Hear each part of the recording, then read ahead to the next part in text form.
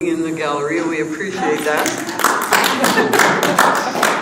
It's and I know he's going to come to every council meeting now too, because those are That's the important one. We medicated him so that he can't move. We didn't even feed him lunch. oh gee. You better get him on the program. By the way, just to let you know, in the world of microphones, tapping the microphone is not a good practice. It can damage the microphone. Just to let you know. Maybe I'm trying to damage it, so I don't. What you do is you just get right and say, Baswick, sit down. Yeah, I did. I did. Okay, we have we're back on SCED here and 2022 economic development requests. Do you want me to Oh, and start Ethan's this doing one? that. Yeah, and if you want, just because I know we are kind of a little tight for time, we could, depending on how much engagement you'd still like to have on this, we could hold these until, because the budget is coming as an item on the council agenda as well, and during that time, Alexa would be here, and then you could engage with her about these items and have a bit of a discussion about them with her if you wanted to, or I'm happy to facilitate that now. So, Well, would you just maybe go ahead and present and we can withhold our questions for them? oh yeah, this is just an Oh, no, good that question, wasn't a question. but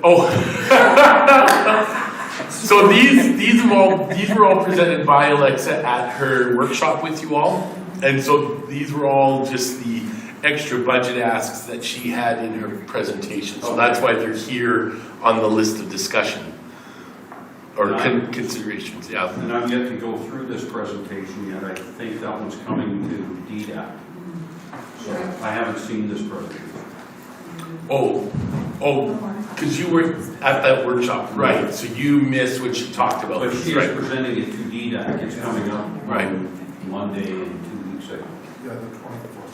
Okay, so But council meetings.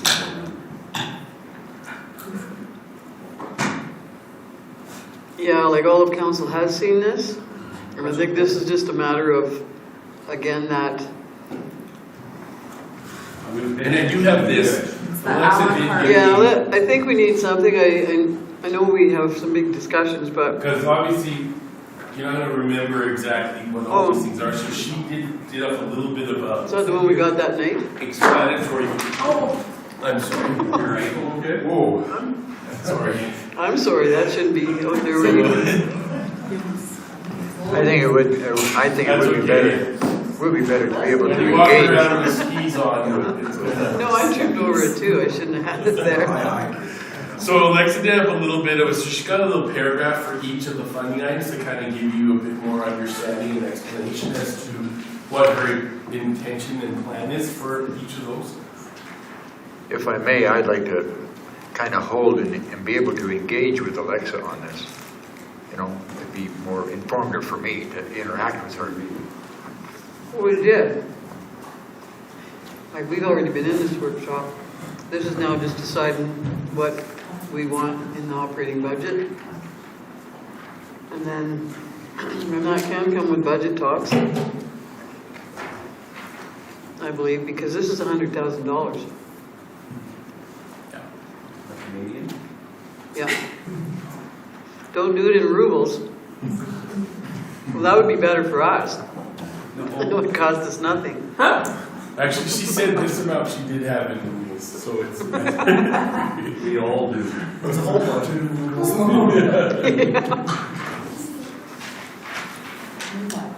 So are we fine to leave this to budget discussions then? Yes, Okay.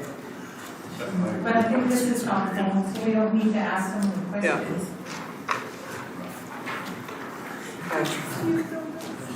So then we're on the service level review.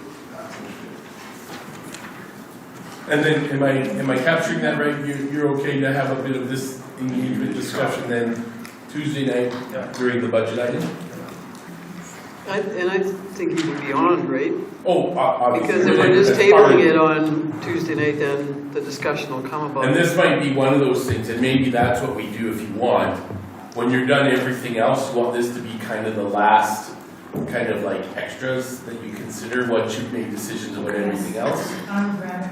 Yeah, Am I kind of feeling that correctly? So maybe that's what we'll do instead of Tuesday night, is we'll just table this, as once you've kind of done everything else, that'll be kind of the last thing you then kind of consider. Okay. They got consensus on that then? I think a better way to put it is the value, if we are gonna put them in there and it's too expensive, then we have to figure out how to get it in there and what to take out. Right. Is that what you mean? Well, what I mean is at the end, when you've done everything, depending on your ask, you might say, okay, well, Alexa, we'll let you have this for that, and we'll let you have this for that. Because when you get to the end and you say, okay, we have this much left that we're willing to play with for Alexa. Right, okay. If that's an okay way to approach it. I'm just thinking it needs to be balanced with all the departments. Are you thinking the same as, like, that she shouldn't have to, she hasn't got much to negotiate with, let's face it. Like, there's two things, right? And then she's got 8 that are 100,000, so it might be certain, it might be operating budget cuts, period, and then we fit that in. So I'm just wanting it, I think we all need to be fair to her department, Right, that it's sure. all, So maybe just in conjunction with everything else. I think it should be, Okay. yeah. She shouldn't have to beg. I think for her to be effective, she does have to have some kind of a budget. Well, and that's why she needs to be on equal playing field with all the departments. Well, Okay. there are some of these that, and maybe what we'll do is we'll separate them out a bit better, because some are very specific to her and the things she's doing, and some aren't really her specific, but we just lump them there because they're related, but they're not necessarily. Maybe we'll separate those out better. For instance, the housing needs assessment isn't necessarily her deal, it's just she'd be the one being the file leader on that, but it's not really a her thing, it's more of a council initiative, so we'll pull that out. And just, I will make the comment on this, because you saw we had the planning side comment. So Urban Matters, which is one of the companies we looked into potentially doing an assessment, a housing needs assessment with,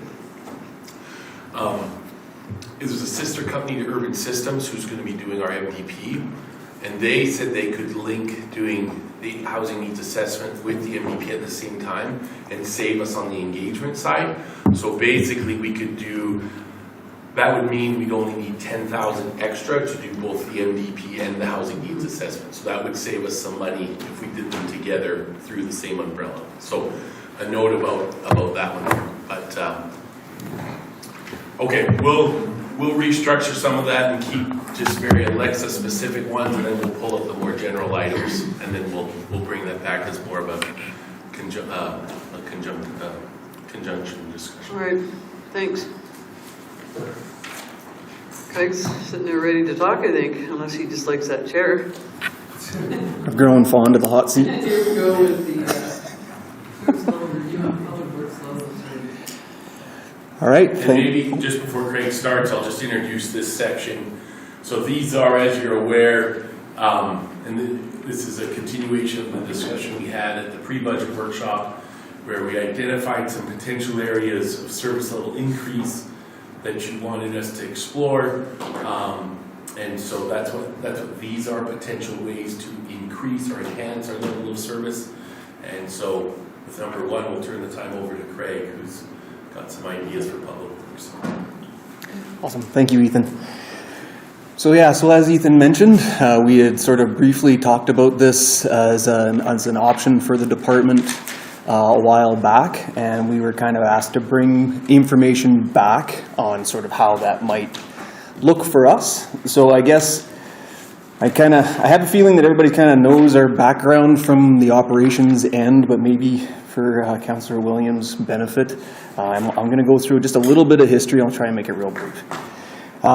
So in May of 2019, when I started as the manager of Public Works and Infrastructure, it was evident to me that the town was looking to adjust how it delivered the services from the department. At the time, the department's morale was low. A couple of high-profile incidents had sort of compounded the sentiment in the department. The department had lost 2 key members in the summer of 2019 and the fall of 2019 to the private sector, and Public Works was really only allowed to replace one of those people, which was the operator, a water utility operator. At the time, administration and the organization was going through flux with CAOs and things like that, so it just wasn't the time to sort of keep pushing those buttons. So in the fall of 2019 and 2020, within the department, we kind of focused on improving the employee training, facility and equipment maintenance, safety, along with tracking of data and reporting. With the training and focus on roles and responsibility, the morale improved considerably. Safety was a visible part of our daily tasks, and time allocation tracking was then implemented. So in the spring of 2020, it was determined that the Parks Department was going to be transferred over to the Community Services Division. This change reduced the capacity of the department because the Parks lead was a valuable contributor to the multitude of tasks, internal committees, and initiatives, and assisted in the department's overall capacity. In the summer of 2020, the recently branded Infrastructure Department began to take shape as a functional division within the organization. This resulted in me weaning myself out of the day-to-day, while we recently appointed the town's foreman to assume the direct control. So the demands on the role of the foreman do not really allow for on-site functional task execution or roles in task execution. So in summation, the infrastructure department has grown in capacity only through its training and employee commitment and the employee's responsibility ownership, but it has actually shrunk in the total number of hours available to the department to the tune of almost 2 full-time equivalent employees. The exact amount is tough to figure out because of the way that the division was broken up with parks being pulled out. It's hard to quantify what that did to our department. Again, it's also hard to quantify what taking Adam out of the day-to-day working task administration did to the department. So people have backstopped those 2 very high-profile roles that were removed from the task execution arm of the department. So we'll go to level of service, and this is where I kind of deviate a little bit, and I just want you to bear with me. So for me, level of service, so what does level of service mean from an infrastructure delivery? Is it the number of potholes filled, the number of tons of asphalt laid, the number of meters sidewalk put down? Is the number of potholes a good thing, or is that a bad thing? Are they the same potholes that we're filling, or are they all on the same road? So these kind of metrics aren't really good measures of a level of service for my department.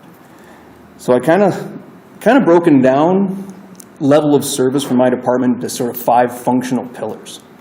And those pillars combine, really, to sort of create the level of service that my department delivers.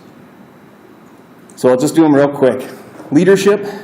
So that's, you got a good leader, you can provide mentorship, clear and defined roles, responsibilities, and gives good directions.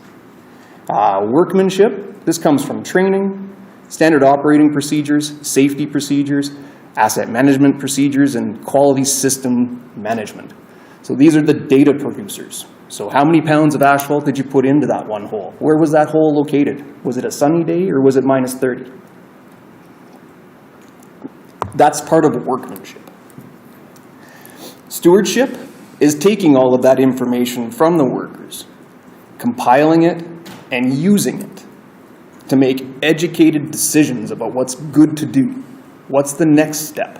What's the next project? Planning then takes that thoughtful implementation of those informed decisions and puts them into a program that you can then implement. And the final pillar is the execution. This is the brass tacks. This is where the asphalt hits the road. So this is all human resource dependent, directly correlated to the workmanship, and has to be instructed by a leader. So using these 5 pillars, where do I see the infrastructure department today? With leadership, we have a great leader. Strong, smart. Give me a second. So our foreman, Adam, is the town's lead operator and coordinator for all forward-facing services. Supported by the infrastructure department, Adam is now responsible for the daily crew task assignments. So these come through action requests, work orders, emergency callouts, procurement of routine operating services and supplies, as well as safety, equipment, and records management. And Adam is backstopped by our part-time administrative assistant, Meg. So as the department has changed, Adam has continued to step up for increased responsibility. Workmanship. And this is a good one. So while we have well-trained and committed operators, we lack the number of personnel to establish consistent and thorough routine standard operating procedures. We lack the ability to improve our quality management system or collect data to support the stewardship. This is really task-specific related. The more tasks we have to perform, the lower our workmanship becomes. We're not tracking data, we're not capturing that data, we're not transferring that data because we're not doing the paperwork because we're running from A to B to C to D all day long. So where that comes to start to get us is in the stewardship end. So with little information being captured by the department, routine repairs to our infrastructure, the department has have to rely heavily on operator-to-operator transfer of information. So this poses a pretty significant risk to the department. I think everybody can understand why you ask one person to pass a story on to 10 people by the end of it's Accurate.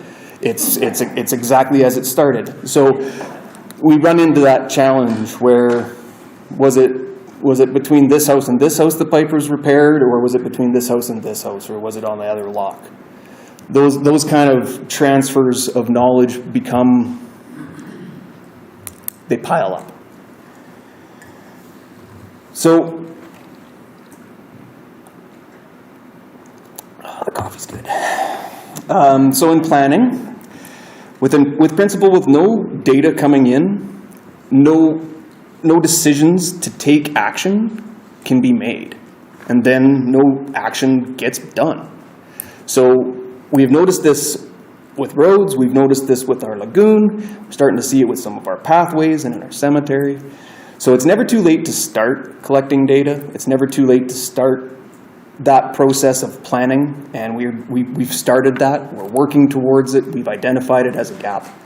And so we're trying to implement the philosophy of data-informed decision-making in our organization.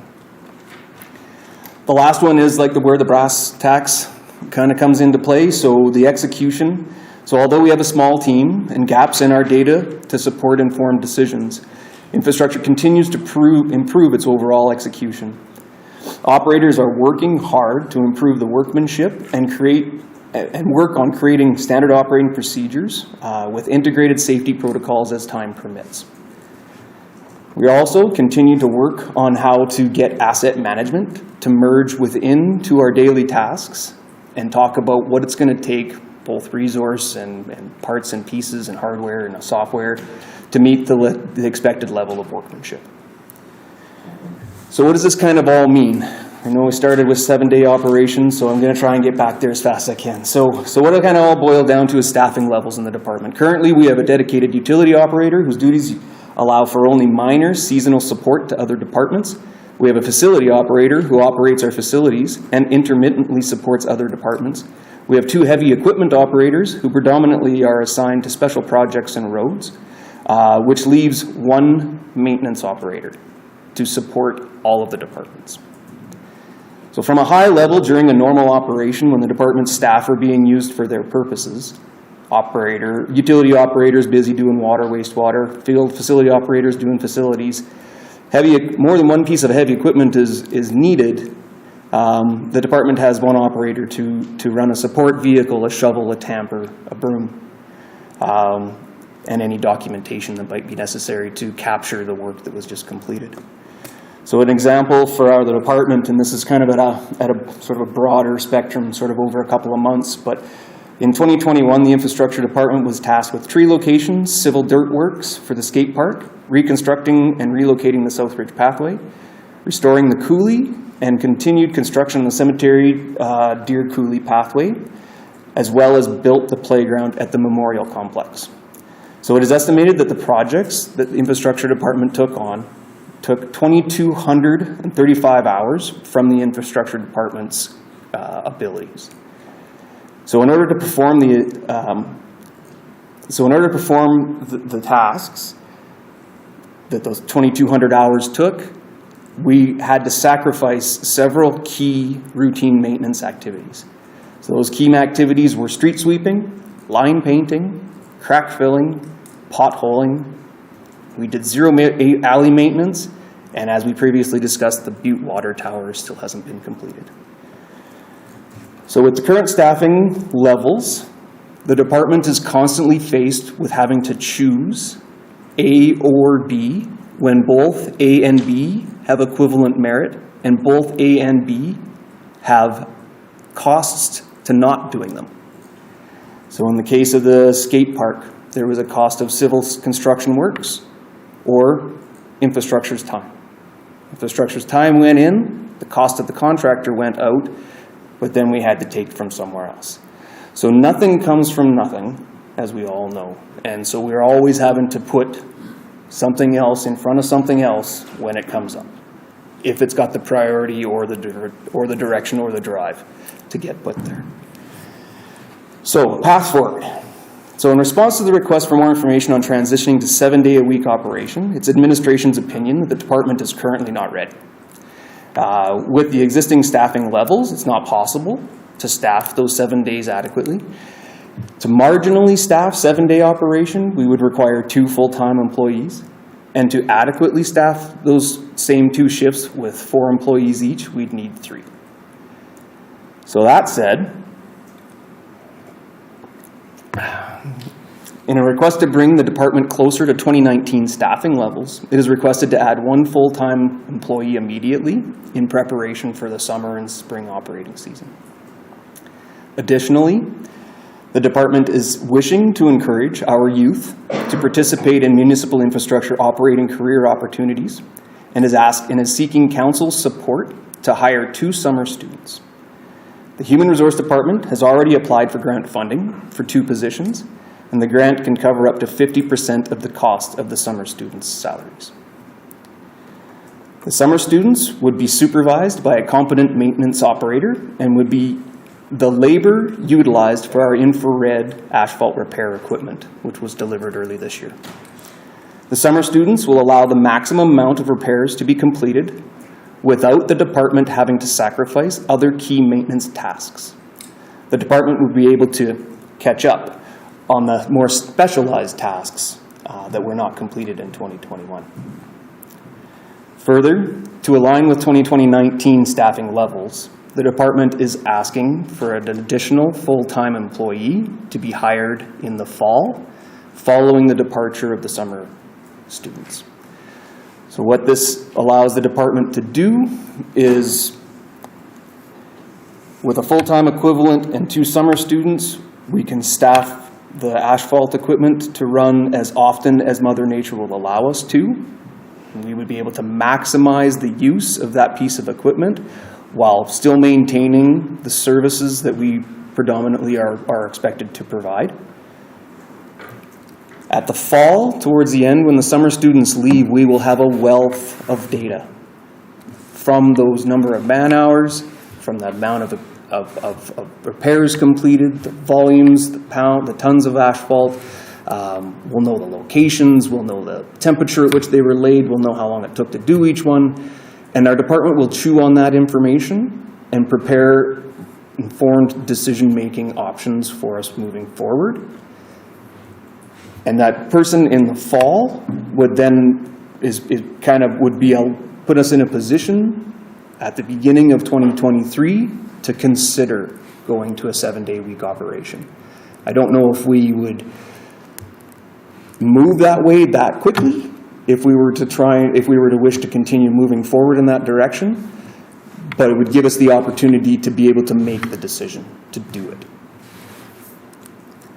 So what I'm kind of proposing at the moment is a staged approach to increase the capacity in the department while capturing as much data as we can so that we can then plan forward on how to keep the level of service that's expected to be issued from my department.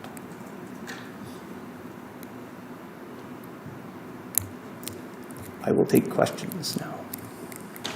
Questions? Councilor Bassett? Thank you, Mayor. Craig, so you're talking about hiring how many in total, other than the students? So the immediate request is one full-time employee to start as soon as we can secure that position. Seek the summertime students for the summer, and then they would go away, and then we would seek to hire one more person. So over 2019, we would grow by 1.1 people. 2022, it's not 19, is it? Okay, so the students you're hiring, they're not the ones that we hire normally for groundskeeping and that kind of thing. These are specifically for public works. The grant is the same sort of granting body that provides the funding source for summer students, but you can apply for different types of summer students. So yeah, these ones would be specific for maintenance operators. So we would effectively have more summer students, hopefully, with the other work, right? Right, this is separate from what Parks does, the grass and all that stuff. This would specifically be enhancing our roadworks during the summer. Good information, thank you. You're Very welcome. detailed, I appreciate it.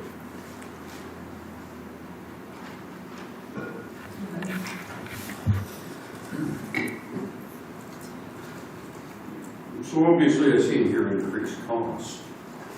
What I don't see is the back-end savings. And that may be a metric that's just too hard to calculate, or maybe you need, that's what you were talking about, gathering that information at the end of the season and compiling it. I would only assume that if we have basically a Monday to Friday full-time crew doing pavement repairs with the machine that we purchased, we're going to be extending some of our rehabilitation projects out further because we're actually preserving so much of our road work at that point. Is there any way we can sort of offset these costs with what our savings might look like on the back end? Because I think long term, this may be one of those things that comes out to saving us money. Just running the variables in my head, it's really hard. It's a very complex and difficult thing to try and attribute a future dollar amount to the improved preservation of a piece of infrastructure. I think we kind of got to go with logic and just trust that if you add a coat of paint, it's got an extra layer of protection on it kind of approach. To give it a dollar value or something, it's hard. I think what the department's focus is on this one is the message has been pretty clear to us regarding the roads, regarding the amount of effort that we're able to put on them and to put into them. And I don't think it's always big capital money that gets us the furthest. I don't even know if it's large operating money that gets us there. It's intelligently doing it, trying not to come back to do the same one again. And that's kind of where the savings that I see start to come, but it's really hard for me to try and come up with an answer for how that works out. So. Well, just to add to that, what it would do in my conversations with Craig is increase our bang for our buck with our resources, the tools that we have, the equipment that we have, and would be having that used more efficiently and more in relation to the type of service that we're able to provide. And I think the other thing too is to keep in mind is you can't switch to a 4-on 4-off overnight because, for instance, to bring in the added personnel to make that possible, but those then personnel need some time to learn the operating processes, to learn how we do things, the way that things work, and that's why these things can't just be rolled over, and that's hence the staggered approach to build up the capacity and then work towards turning that into that robust 4 on 4 off. Yeah, I just wanted to add that this one is extremely intriguing to me because when we did the survey at the election, a very high percentage of people that ticked the box were willing to pay a little bit more in taxes for road improvement. And I think that's a pretty strong message that that's something that needs investment from us. Go ahead, Councilor Moore. Actually, that was going to be my point too. I think we got the wide support from the community, not just to do it, but that they were actually willing to put their money where their mouth was. So I absolutely support all three of these. I noticed that in your presentation you were talking about repairing and being the focus this year.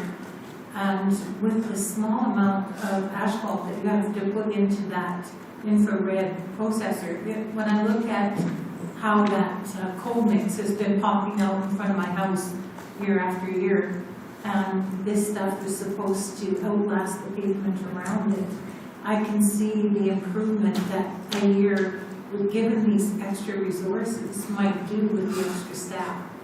And you're saying that anytime that the weather allows, that you have the infrared machine out there with the trainees on it.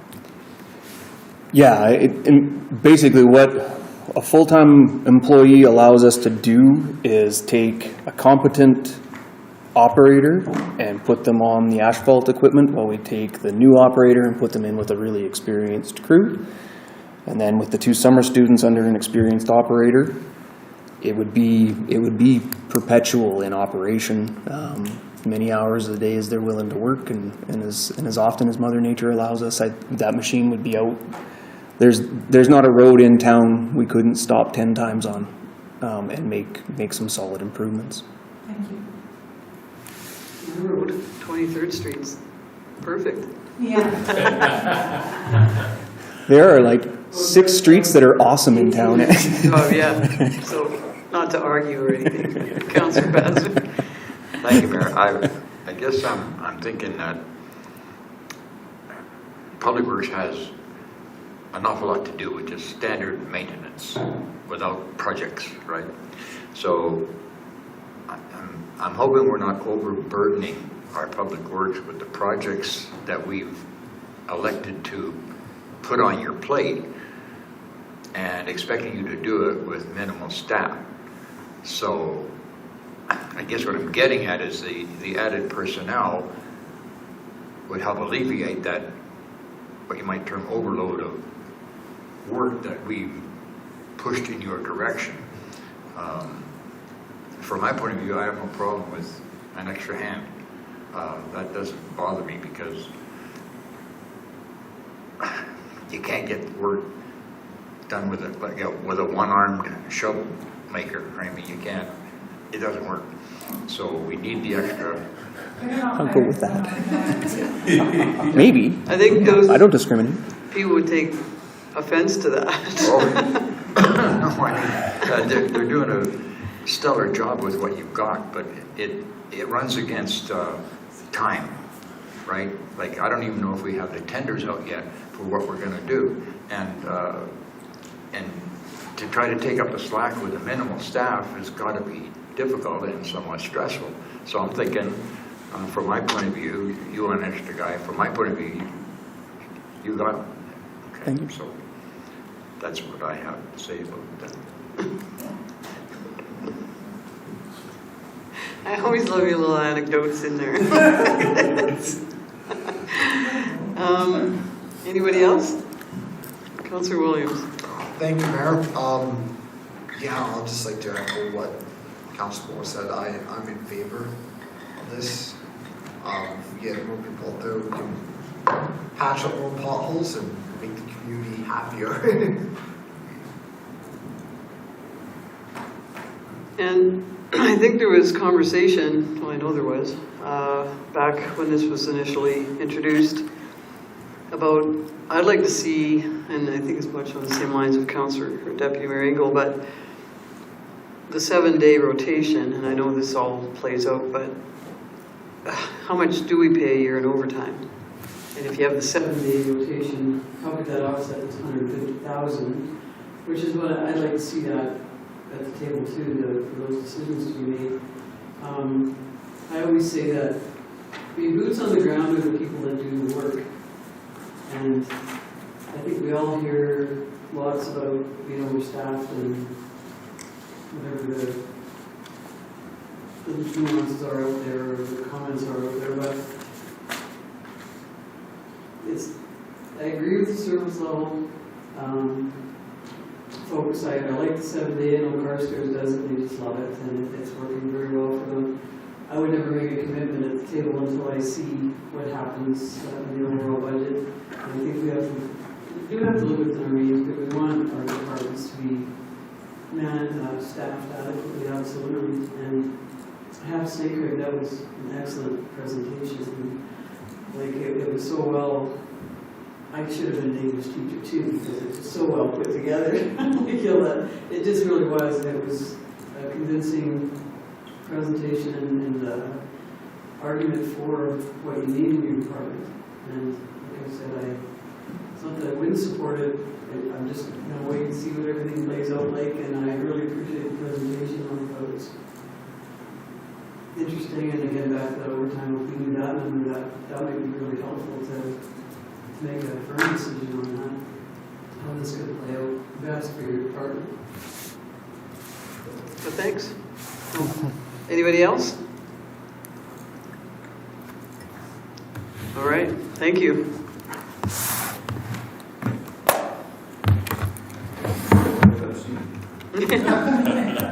It's kind of gotten old. Yeah, at least you're the closest to it. All right, I think it's Amanda's turn. With, do you have anything to say first, Ethan or Amanda, about No. Community Peace Officer? Oh, yeah, and we'll speak to this. I mean, this one doesn't need much of a presentation. This one is really, you're familiar with it. We had a robust 2-person peace officer do our COVID budget, where we were looking to reduce service levels during a specialized COVID year.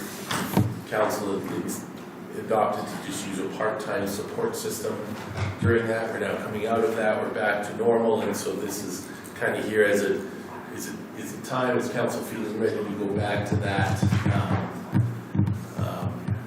in that robust full system. I guess that there's not really much of a spiel needed there. We've picked up an incredible find of a young, very energetic, very smart individual who's got really excellent research skills. He brings some added skills to this role that's really helped by way of researching enforcement bylaws, and there's going to be a whole side to that we're going to be incorporating and be able to utilize. And he's great with the public. He's great for this role, and he's the kind of person that would be a great resource for the town. And it just really, the question is, at what point are we ready to take that next step and make it more real, more robust. Without being clunky. Without being clunky. We wouldn't probably be as excited if we didn't have this kind of the person that we have for it, but it is someone was a really good find who has ties to the town, who has some excellent skill sets that just match a lot of the added things that he brings to that role that not every enforcement officer kind of has as a natural skill set. That's my presentation. Questions? You want to add to that? Well, as far as the budget goes, I guess we were talking earlier in the year about this, and it seemed to be kind of a council was in agreement with trying to improve that, enhance that level of service of our peace officers. And so this is one option, is increasing the part-time officer to a full-time. And the other is looking at the contract with the county, the animal contract. And we can do that in October, you know that. Yes, we do that in October. It's just so important. If we're gonna have 2 full-times, we should have 2 full-times. And then we can reduce the RCMP budget. No, that's not. We'll bring in the. No. Are there any questions about the CPO? No, I think we had a good discussion about it at the other meeting, so. Yeah, thanks for your presentation, Ethan. Oh, and Amanda. Thanks. That could just staff, right? She didn't actually have to get out. That's the hard. Yeah. Okay, and then we have the planning and development enhancement. And are we to interpret that this is based on our conversation about a professional development officer? Yeah, Or so are you gonna tell yeah, them? I can speak to that, yeah. This isn't really something we're recommending, I'm not recommending, but this comes because it came up in the discussion during the pre-budget workshop. And it would be for because we do have a professional development officer. What we don't have is an in-house planner, a full-time planner that specifically, because a development officer is different than a planner. We do have contract planning support that provides us those services. As you know, and as mentioned, I've made the conscious choice to kind of act as my own manager of planning and development. Again, you have, as a CAO, you have limited staffing resources, limited resources to build and undertake your operations, and by taking that on myself, which I'm very kind of protective of anyways, because I'm very particular with how important that is. It's why it reports directly to me, why I'm directly involved with it, is because of the priority it is in the things that we do. But also because, for instance, limited resources I'd much rather put towards number 1 and 2 if I had the choice, than freeing myself up from planning and development. The other thing is too, we've worked really hard to build and improve and create our planning and development framework, where we've taken it a long way, and to improve the way that it works, the efficiency of how it works, the way that it interacts with the public.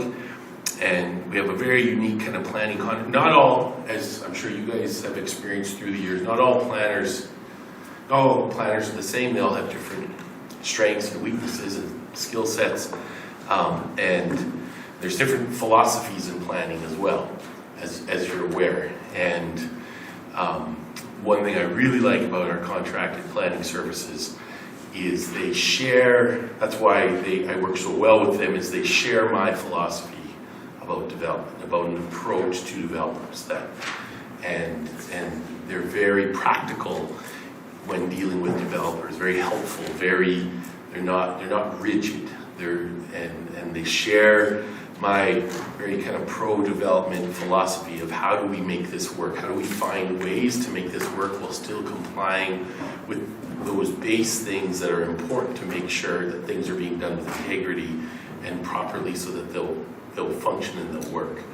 So, and so that works. And yes, because we have a few big kind of files, it gets a little busy, and we're in a bit of a busy period right now. But that kind of ebbs and flows based on what's at the table. And that's the other thing is, yeah, it pulls from my time here and there. It's not always pulling from my time. And it's kind of, I mean, it does always a little bit, but it kind of ebbs and flows. And so that's not an area that I feel comfortable or confident that I think we really need to make a change there. So we've brought it because it kind of came up in the discussion, but when it comes to our limited resources, there's other areas I'd rather beef up, as have been discussed. than that. I'd rather still have this on my plate if it means we can improve some other areas, so.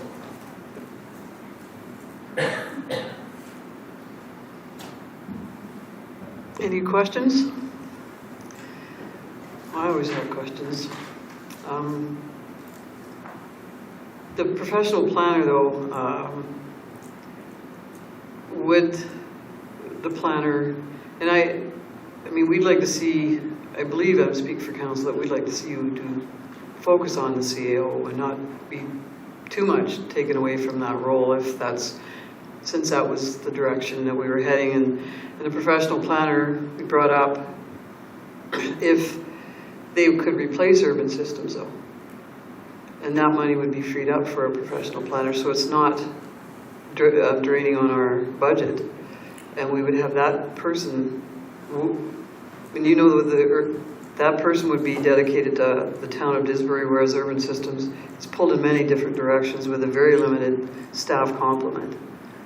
So that's a question I have, you know, if a professional planner can do that and spend all their time with Disbury, we get that money back from a contract company plus free up some of your time.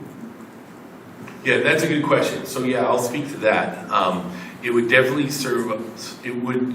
free up a significant portion of those funds, not all of them, because there's still major things that you couldn't necessarily, and depending on the thing, but there are still some things you need to get a little bit of help with from time to time on some major complex things or things like that. But definitely, they would be able to do in-house a large portion of our planning reviews and our planning improvements, definitely. There is that, so we would save on that side as well. There's some of that we would save on. It wouldn't fully free me up because I would still want to be involved in the conversations to a point, because again, of the priority I place on it. But again, it would certainly free me up a lot more than what I'm pulled into. So those are very valid points. Yeah.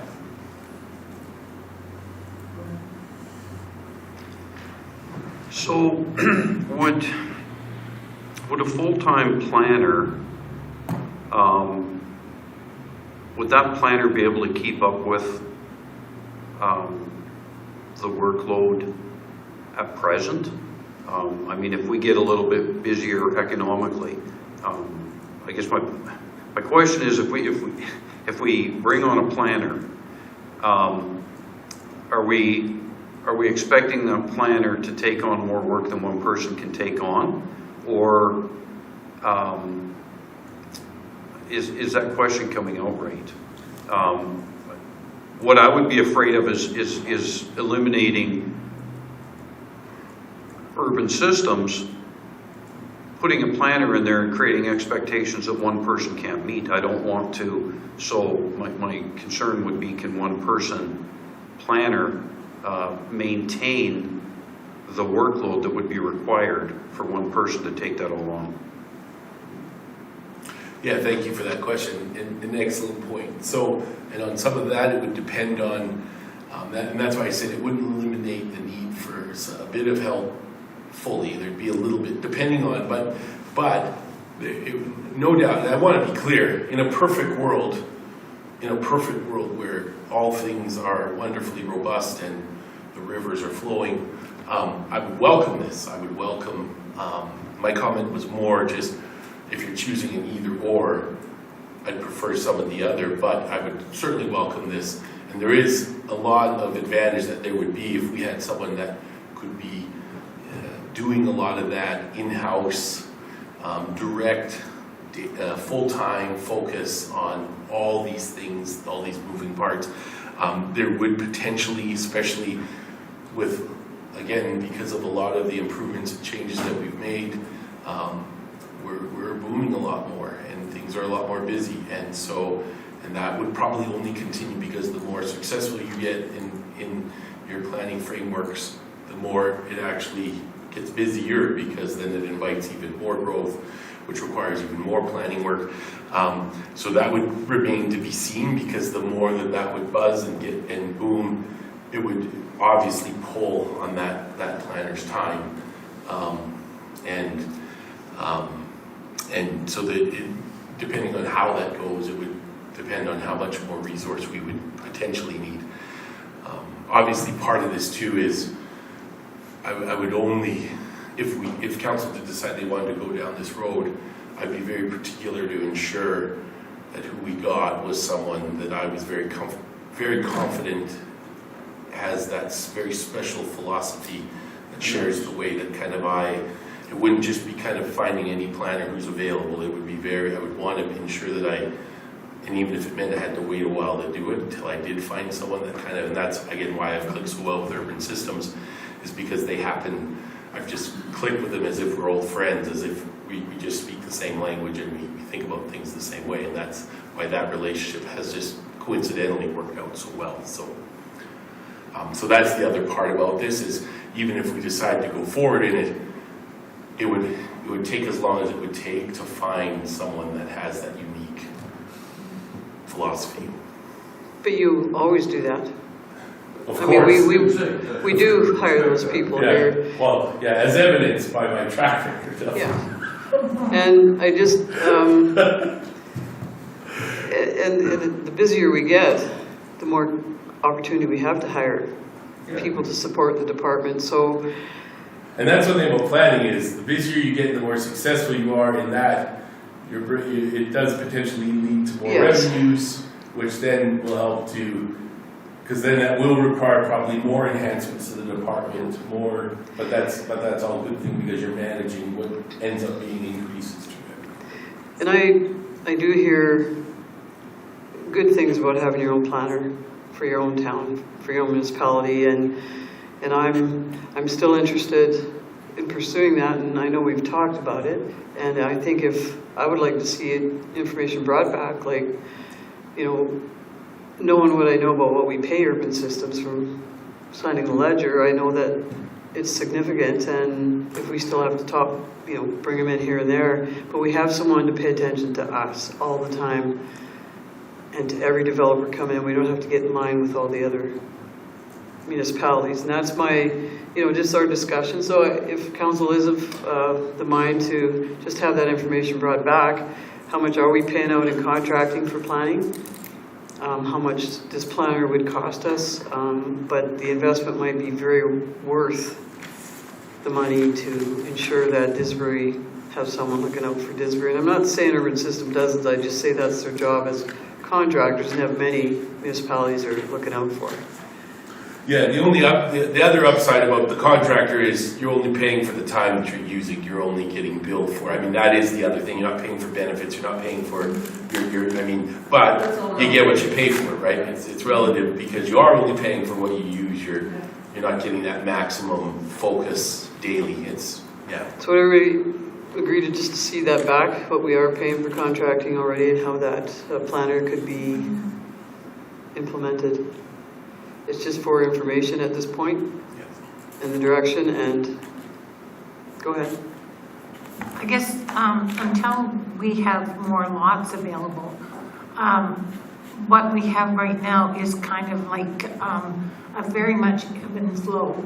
If we had a whole bunch of lots available and somebody was able to just work on putting those out and making sure that the development that's coming into those lots, it would be more of a consistent long-term thing. At this point, I'm happy to go with the contractor because we have the big subdivisions and the big issues that require the kind of resources that they have at Urban Systems. So what I hear is that it's working well for the time being. I do want to look into this in the future, but I don't think this is quite the time yet. And I'm happy to not go with a full-time person at this point. Thank you, Mayor. I like to have our own people because they're dedicated to Disbury, like you said. They focus on us. Contractors do fine, but they don't have any skin in the game. They're going, I hope I'm wrong, they're going through the motions. And if you have your own person, they'll dedicate themselves to Disbury and focus. And I think what you're saying is correct. If you can balance the costs we're paying now, even though it's here and there, and all that kind of thing, it's possibly a good advantage. The question I might have is that, not knowing what a planner does, okay, like a full accredited program or planner, I noticed that with MPC, some of our meetings are 10 minutes long. I mean, so are we with a shed and a deck and that kind of thing, or a sign. So hopefully the planner does more than that in the background, right? Which I don't know.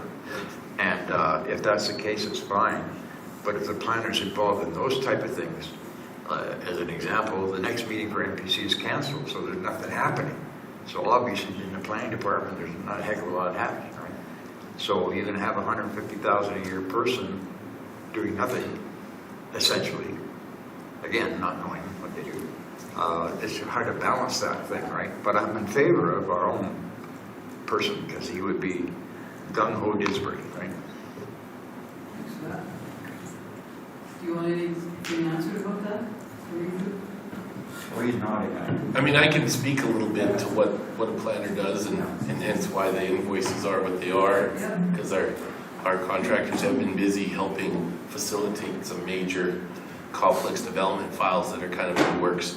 Yeah, planners kind of deal with the complex projects that come, so the decks and the sheds, that would still be the development officer that takes care of those. Planners deal with major, when you have a developer that wants to come, that is trying to do things that require major kind of an area structure plan, changes to the land use bylaw, those kind of things, like the one we had that came that was in response to a developer wanting to do something that didn't quite fit. That's the kind of thing the planner deals with, is figuring out how to make it fit when it doesn't fit. And also looking at ways to improve our planning documents, our land use bylaw, our municipal development plan, and those that are on the ICC would remember that extensive work that we did to get that IDP right. That would all be, again, theoretically had been spearheaded if we had had our own in-house planner. I was the one that spearheaded it administratively because I was technically our de facto planner. So yeah, it's all those kind of major, because your planning documents are those big documents, and your plans and your things are those things that help to ensure that when someone's doing something to grow the town, that it's done in a way as least obstructive and as least problematic to the existing town. As you know, development is one of those things towns do that tend to be the things that gets people fired up in the town. And so planners are the ones that try to figure out the ways to make that work and be successful and in as workable a way as possible. Okay, thanks. You have a question? Thank you, Mayor Hunter. I think that I would very much like a report back on this because a professional planner would do our MDP and our land use bylaw update. And I disagree that we don't have something for them to do right now. We have a ton for them to do right now. And that's those two huge documents. And so I would very much like to see a report on that to see if we could justify going that way rather than contracting it out all the time. And I just have one last question, and it would be a project like Fieldstone, the planner would take that owner developer by the hand and Yes. make sure Fieldstone gets developed. It would also be, that's right, hand-holding and working with developers and working with the developers to try to see what will help motivate them to be more, yes, all that kind of stuff as well. Definitely, all the high-level talks with the developers, definitely. I just agreed to hire 2 people, one for Wow. Okay. John, Well, if you were in charge of all the votes, these guys would be happy people. I mean, I will say, Thanks for that. just to temper a bit of the expectation on this is just so that everyone's aware. Even if we had the approval to go ahead today, keep in mind the planning and philosophy and all the initial thinking that we've been working with Urban Systems on a lot of this stuff with having very high-level discussions and work and prep work towards the land use bylaw, the MVP. That's, even finding a really good planner that starts tomorrow is going to take a while for them to be kind of brought up to speed on all of that kind of corporate history of planning and discussion. I've literally spent a lot of time with Urban Systems over the last year, as the mayor sees, working on these kind of things, and so that's not something that they'd be able to just upload in a day. So that would how much that would help with those things immediately, just because it would take them so long to make sure that they understand the way that we want to approach these things and the thinking that we've put into them. So. Councilor Windsor? Thank you, Mayor Hunter. The solution to that is to hire somebody from Urban Systems. That is probably the first place I'd look. So, I don't think it hurts to have the information brought back. The more information we have, the better decisions we can make. And do you want a motion for that, Ethan? Yes. Okay. Because right now, the Public Works is a presentation for consideration, community peace officer. So a motion to bring back information on the cost of a planner, professional planner, the cost we're paying right now for contract work, the cost comparison. That's. Do you want to make the motion? Okay, and you've done this too, Ethan, with the EDO. You take your time hiring the right people for Disbury, and I don't think anybody disputes that or would argue with that. So, that's important to our municipalities. Well, I just wanted to just put it in, so in case there was expectation of an instant kind of, well, as you saw, there is. We took our time with the EDO because we wanted to make sure it was someone that was the right fit. Right. Not just anybody that happened to And that's important. So. Yeah. And we trust you'll find one for half price. Councillor Moore?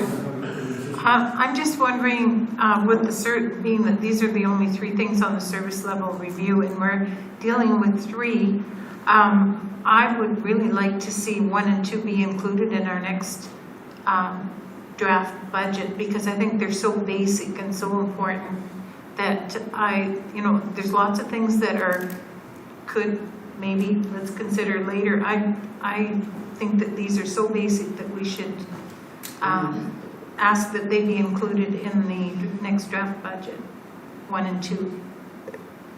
And I would make that motion if I may. Well, we had a motion being made here. What? There was a motion being made here for the 3, planner. yes. Yeah. So, I'll move the council direct administration to examine a cost comparison for a professional, the hiring of a professional planner. and before you make that motion, we also have information coming back on that, with the overtime and whatnot. And if we want a motion on the overtime, maybe we neglected that, but I wonder if we, before the information comes, I mean, you can make the motion, but I wouldn't support it until I have the information in front of me to make that decision to put it, because if you put it in, take it out, negotiate this, negotiate that, why not wait till we have a firm decision based on information? And I can't stop you from making the motion, but we did ask Craig to bring information back, so. I didn't call the vote. So I'll call the vote on this, sorry. All in favor on Councillor Windsor's motion? And now, just based on that. Yeah, we need a motion to bring information back. I would move that we get the, whatever, overtime numbers that you need to have to be able to make a decision. That's pretty clear. Thank you. cost comparison, they're both, I guess. Cost comparison. questions. Could have been one motion, really, but they're two. That's all in favor of that. That's carried. Thanks. Okay. And just as a friendly, and it is by consensus, everyone okay if we number the motions in order of when those items are discussed? Okay, we're on to 2022 council projects.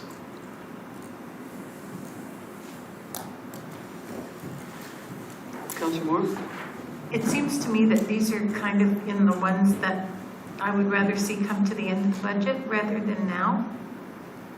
I think these are all things that we've talked about, other than the strategic planning consultant that maybe we should be going ahead with sooner than later. Right.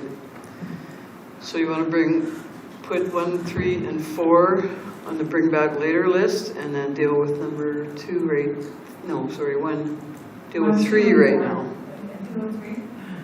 So 1, 2, and 4 come back to the bring back later list. All right, I would move that 1, 2, and 4 be brought to the bring back later list, and that number 3 Well, we'll be just discuss that right now. discussed right now. Okay.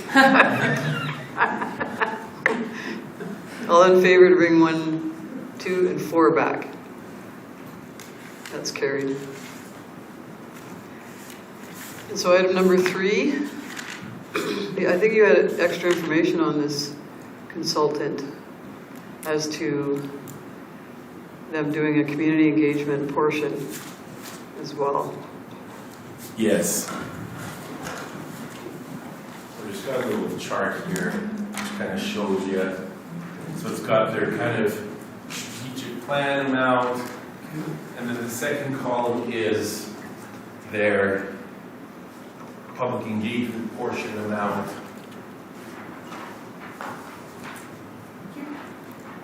And Shilpa, that's still kind of an ongoing conversation that we're having about that. And she's this weekend doing Nanton's, working with Nanton Council.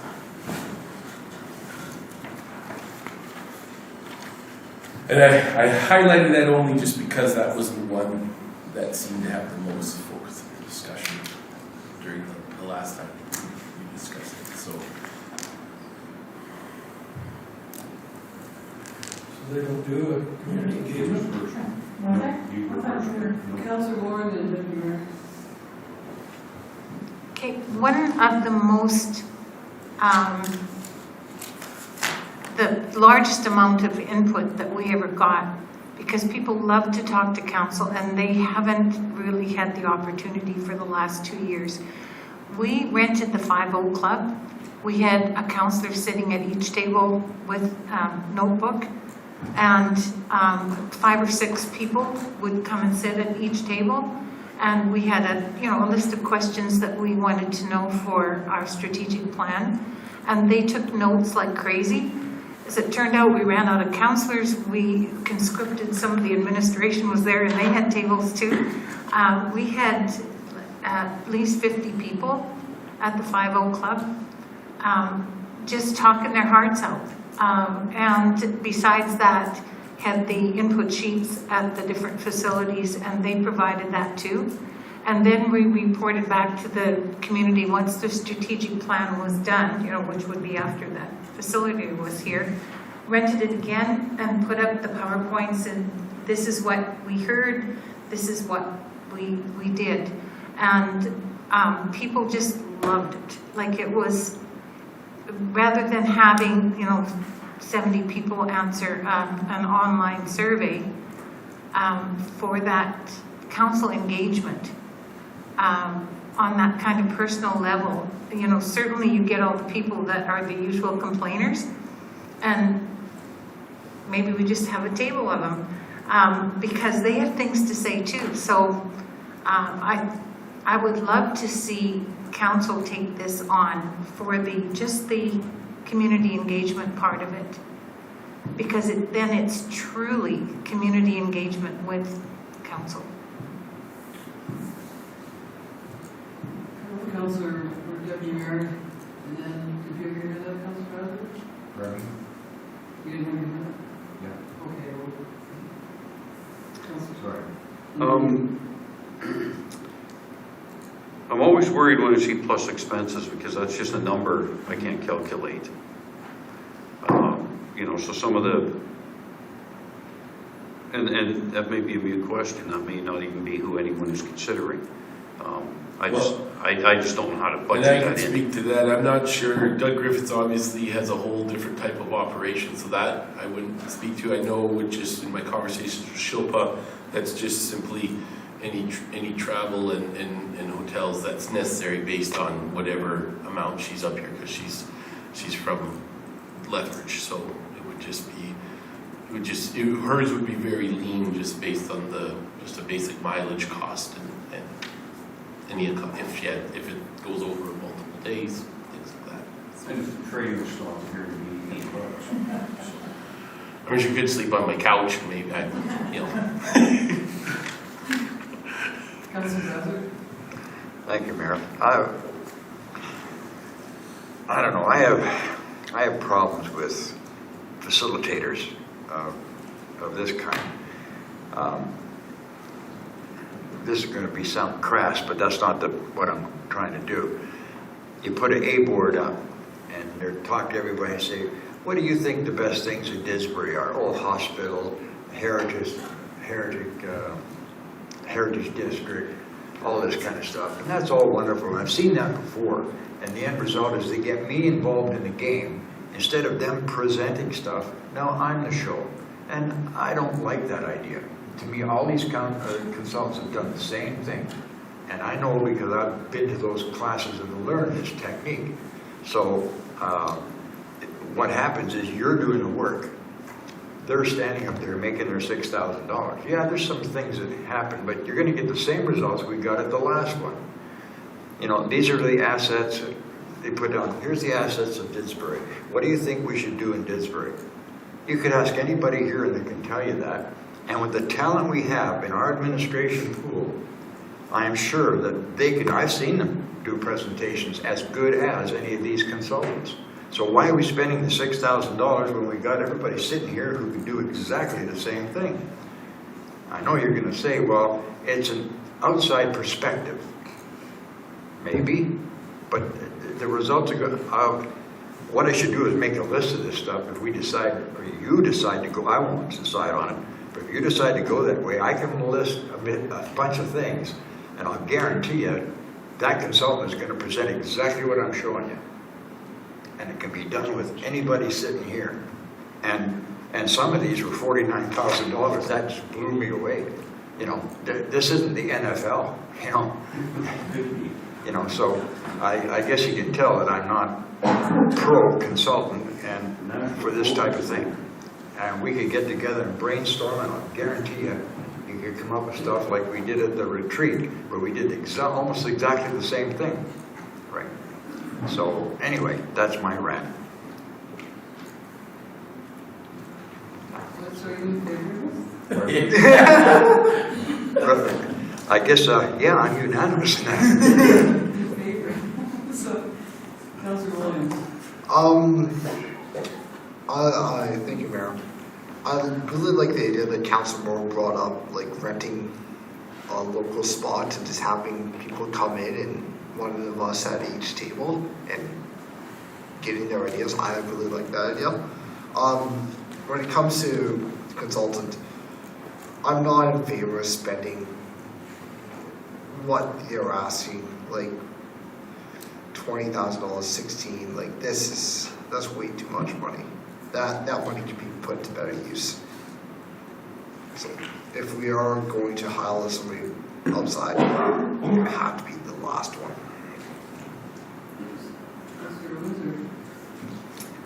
Thank you, Mayor Hunter. First thing I'm going to say is you get what you pay for.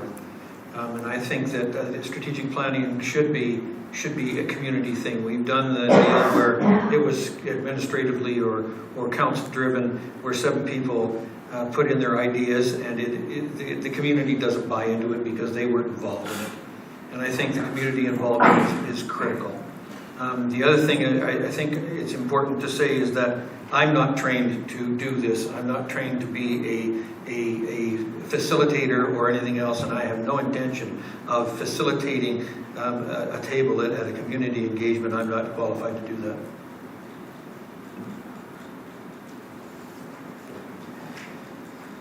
I am. Okay, so I wish everybody, or I'd like to think that everybody wants to see our strategic plan Your hand wasn't up before I started No, I'm talking. just showing you it is now. Go ahead. No, you go ahead. No, you can finish. Well, I don't want to, No, I did look. Just a question. Oh, ask the question. That's fine. So just listening to everybody about facilitating, non-facilitating, does this something our administration feels they can facilitate? I guess that's a question I would have to know before I make a decision. Is this a workload that you guys can take on? Or have we got you overburdened with all this other stuff already? Haven't been listening to this whole. Okay. You're even saying Please answer that. all the time. Did you want to make comments before I answer that, or do you? Nope, I'll wait. If I recall, the impetus behind this, because we did start the process at our retreat. Our plan was administratively to facilitate this. However, if I recall, the conversation was based on, because you're right, when we do it in-house, we do have the ability amongst our team to do this, but because it's something we're doing on top of everything else. And I remember, if I recall, the conversation came because just the mayor is interested in having it be done it was a group discussion about the timeliness of that process unfolding, as well as there was two things that I recall. It was the timeliness of it, as well as the kind of outside perspective and that kind of neutral, that kind of different. And so, yes, we could do it.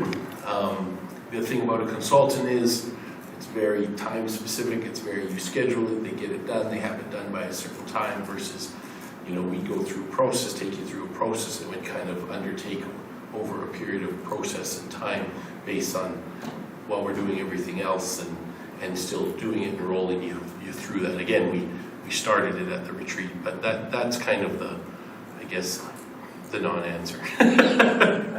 Answer when they can do it. So, sorry, you listed two reasons, the Timeliness and then the Timeliness. and the outside. And not so much, it wasn't really so much the outside perspective, it was the professional group that is their job and that's what they focus on. And we haven't had a strategic plan done by a professional for over 12 years. So I'm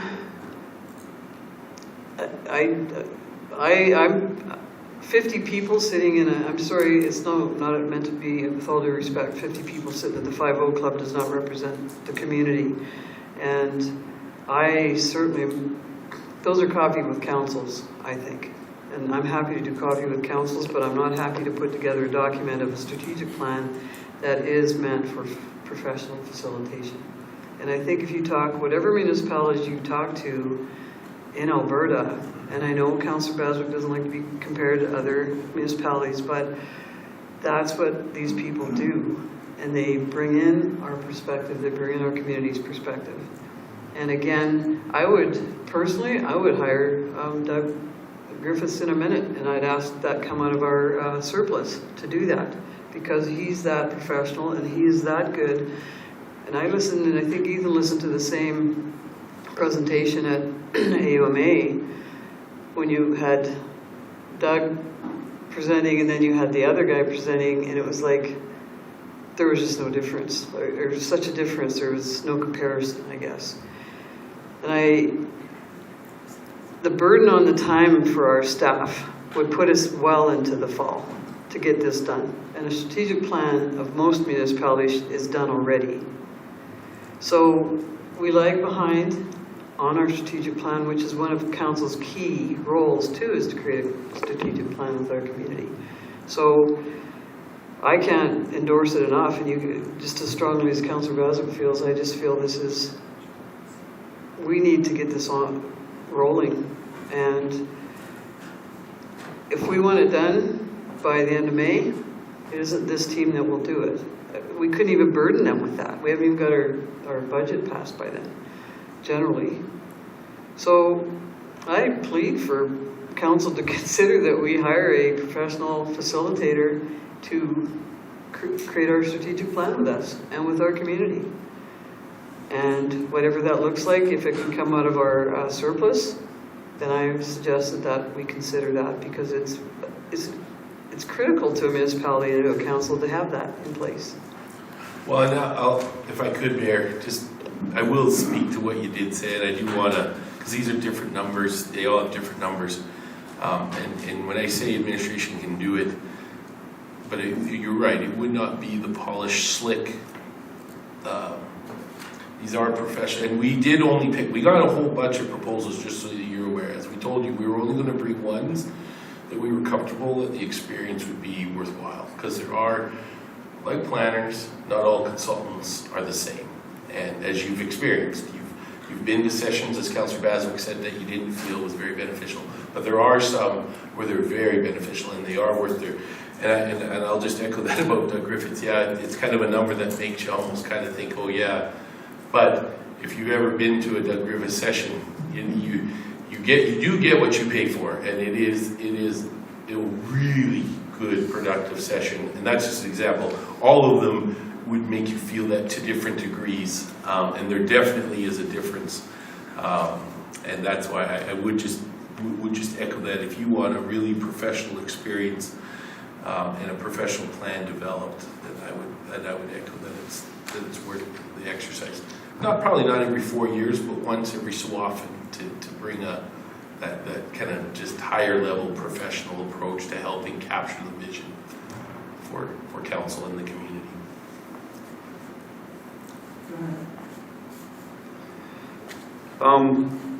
So I would support this, probably more so based on everything else that we're trying to get done right now.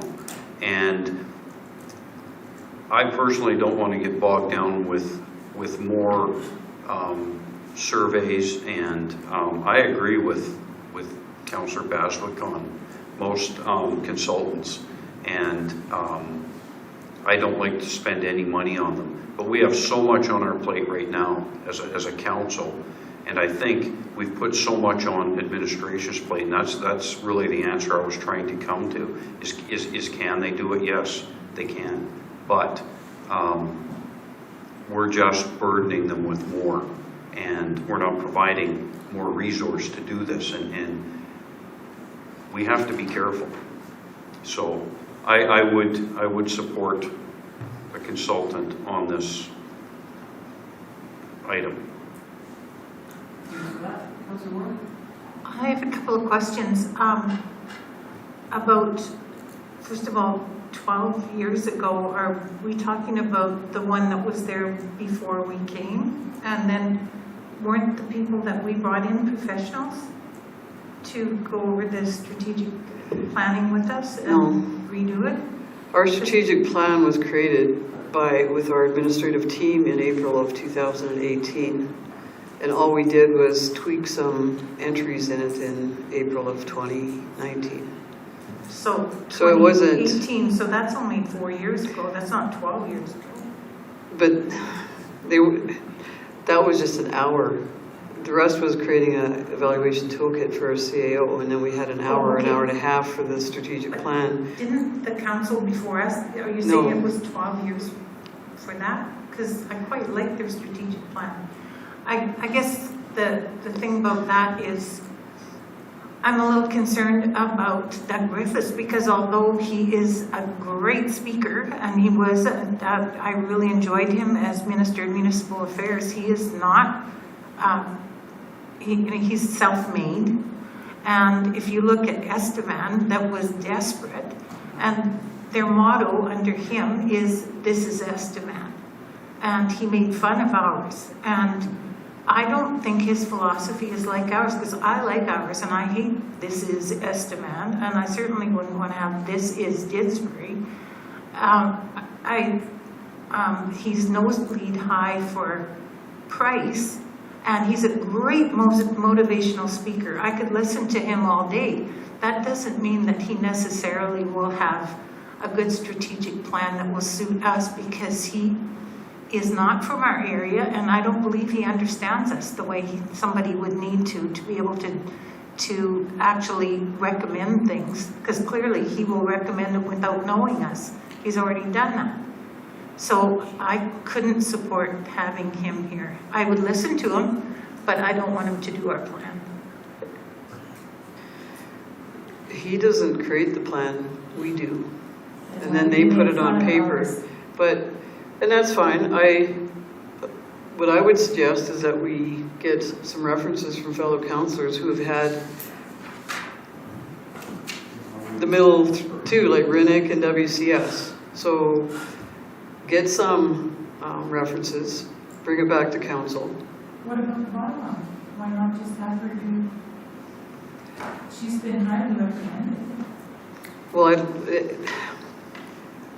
I'd like to get references from other councillors on that too. Yes. And I have to say, that one, when you give a piece that you don't even have letterhead and you put it on paper, that doesn't, I mean, that was what I wouldn't select for. If a strategic planning expert facilitator is putting it on a piece of paper without an official letterhead, it doesn't really speak to me that it's that professional. It doesn't mean it isn't. It means that we get references from fellow council members to see what these facilitators are like, and then bring back 3 or 4 and select one, is what I would like to suggest. But I will say as you know, when I brought this info before, the recommendations, for instance, of Shilpa was from Claresholm as well as Crossfield, and it was speaking to just their experience of their session with her and the way that she helped them go through that process, and it wasn't, because you're right, it is, and that's all part of her, it's reflected in the cost, because she's not a flashy operation with a whole bunch of, she's just herself that works out of her, but it's her skill set of working with counselors to help them come together, especially when speaking with the Claresholm group, they just spoke about how they came into that session and they'd been fighting, they'd had a lot of kind of conflict because they had strong personalities that all have different kind of priorities and ideas about stuff, and they kind of were very clashy, and they were not at all even, they were having a hard time even agreeing on certain kind of ways to go forward with some things, and they spoke to me about just the way she was able to get them all on the same page and work together to identify. So again, it was more that experience with her in person, but we could maybe even reach out and see if we can get some references for all of them if you'd like, just to get some, to give you a kind of. I think that's a great idea, like if we get the references and bring them back for consideration. And I think though council should talk to, if we can get some names of the municipalities, we can call councillors ourselves. I'd rather see the strategic plans that they have. And that too, that's fine, that's all part of the reference. Councillor Baswick and then Deputy Mayor. You know, to me, it's, first of all, it's like a TV show. All councillors have a template, and they take Innisfail's names off and put your name on it. Interject a few jokes and a few things to make the thing happy and happen. It's predetermined, it's easy to understand. If we went for someone at $49,000 and the public found out about it, they'd probably burn my damn house down. That is some outrageous amount of money and it's my money we're spending, and your money, and the town people's money. That's just, that particular one is just blew me away when I saw that. You know, like, the guy's not Shania Twain or whoever coming into town to claim that kind of revenue. Okay. And then plus expenses on top of it. But we're gonna get references. Why? We're not making a decision right today. We have a suggested one here at $6,000. I don't accept that either, but it's the most reasonable one here. And we're gonna get the same from her that we'll get from all the others with their A board or whatever they're doing. I can almost guarantee you. And that's fine, and that's what we show in our votes, and that's, I guess what I'm trying to get, Deputy Mayor had a comment, and then, are you gonna make the motion, or does someone want to make it, because it's 20 after, we still have some important items to finish. So can we just get a motion to get some information, references, and towns and samples? And you had a comment. Yeah, I would accept getting the references. However, me being in favor of this is not in favor of a $50,000 strategic consultant. So I just wanted to be clear with that. I'm looking at something that is far more cost effective. So we don't need references on, Yeah, you choose which ones in your motion, Yeah. which ones you want the references for. Yeah. Then at least that narrows down which ones you're considering between. how about the ones under 20,000 would be in the motion? And is that total or? No, there's three that are under 20,000. How about the one under Great. 6,000? Or you're talking the combined costs under 20? Okay. Like three of them. Yeah. Rinnick, WCS, Okay. and just to get the information. Council, I certainly would like to call some people and see the plans they have, and that's just a motion for information. We're not hiring anybody today. I hope not. And again, So I'll make that oh, one. okay. Have the motion? Can we get direct administration to bring back references on Rinnick, WCS, and West Wind Management as soon as reasonable? Yeah. And So it is a time, you know, we are putting some pressure on for time because We can get that won't take long to get these. 'Cause Okay. Really, you're just wanting some, I mean, you're not even really looking for letters of credit. You just want to know some names of places so that you can call those councils. And all we'll do is we'll bring back Yeah. a list of the names of all the councils on a few of the places they've all worked with. And then, Yeah. really, it sounds like you're all wanting to have some conversations and get some firsthand feedback. yeah, and even from the CEOs is fine if you get a few references from the CEOs. We'll do that on the admin side, but I think that's an excellent idea of talking to counselor, Yeah. to say, what was your experience? Yeah. So, Okay, we have a motion on the table. All in favor to bring the information back? Opposed? It's carried. We do have some good conversations, I have to say. And we're all been waiting for this one, so the 2021 year in surplus. Oh, look at that, at the end we can ask questions. No, I'm not going to try that. That one's, we're not gonna have time to get to that one.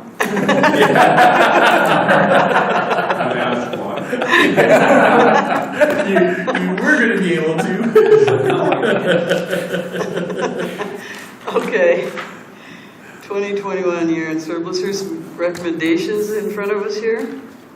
And I'll just make a few little brief, just kind of comments about the surplus in general. Keep in mind, again, like we said, it comes from unanticipated increase in revenues, a mix of that and unanticipated less expenses that we had. Now, these things aren't always constant things. They're not necessarily things you can even budget for the next year, because sometimes those blips happen that aren't necessarily constants. And so that's why it's not a case of, needing to budget less the next time, because there are things that happen just in that 1 year. I do want to just add, though, and this is how you can view that surplus in a way that you don't ever have to worry about, are you going to have too much of a surplus, and you don't, because you can set policy to ensure that if there is a surplus, it goes to offset the next year's budget, so that then really you're not, kind of similar to you have a policy framework that says your community grants are funded by a specific portion of the surplus. You can put parameters that say a certain portion or percentage of any surplus is specifically to go against the next year's budget, if you wish to do that. And so those kind of things or approaches can be done to kind of lessen the worry that you're going to be taking too much and creating too much of a surplus. So I just wanted to make those kind of just opening comments.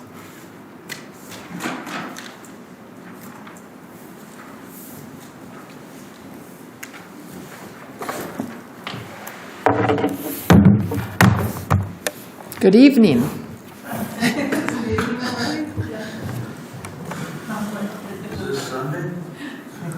I think so.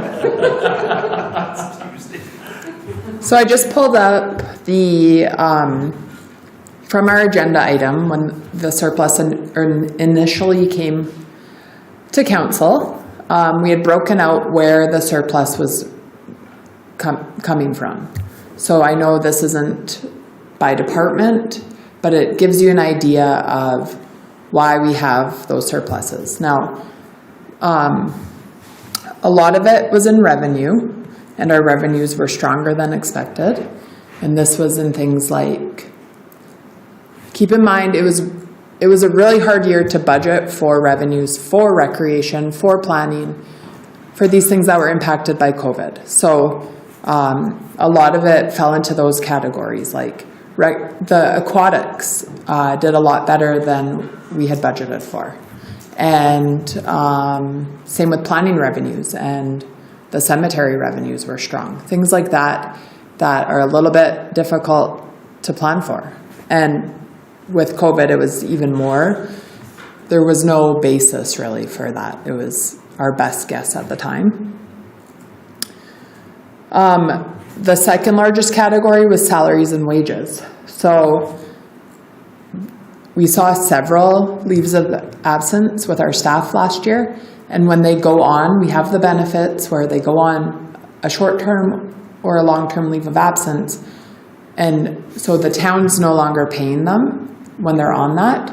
Instead, the benefits are paying for that. So that's creating some of this. And then the other thing that happened was in the case of our peace officer, we were thinking we'd hire somebody about middle of the year, and he was hired in November. So that period of time that we had budgeted maybe a July 1st start and not hired until November, that would have created a budgetary surplus. Does that mean that we really didn't, I know we were in agreement with Carstairs, does that mean we really didn't pay them a lot, or there was no? They didn't, yeah, no, They they, didn't invoice at all? no. Is that because they weren't doing anything? They were, being neighborly. they were being neighborly. And, I don't mean that the wrong way, not doing anything. No. They were not present in resident Carstairs. so if you're going to lunch with the mayor of Carstairs, it's on us. Okay. All I had was a tea last time. They're neighborly and a cheap date.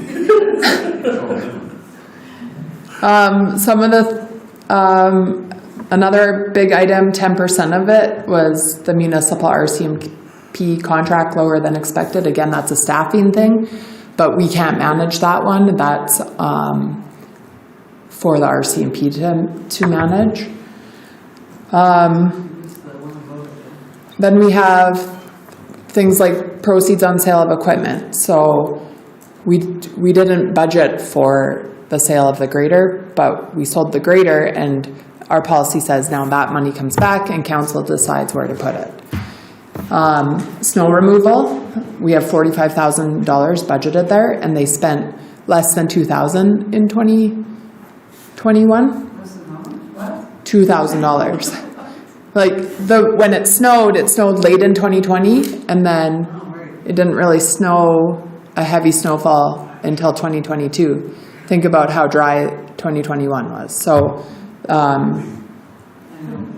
basically all of that fund contributed to the surplus. And then we talked about but unbudgeted revenues. That's another one.